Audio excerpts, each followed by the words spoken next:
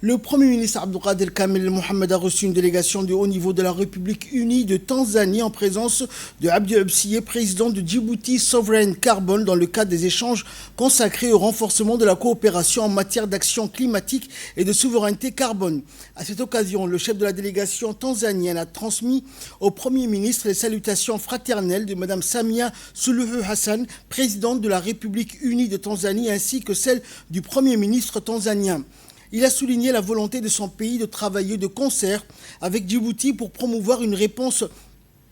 africaine plus coordonnée aux effets du changement climatique dont le continent demeure l'une des principales victimes malgré sa faible contribution aux émissions mondiales. Les échanges ont principalement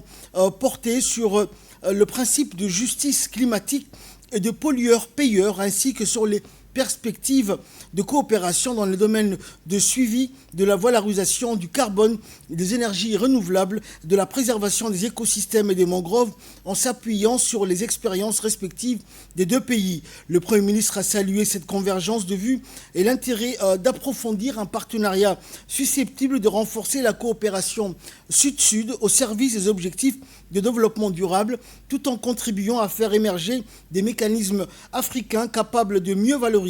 les ressources naturelles du continent et de défendre ses intérêts dans la gouvernance climatique mondiale.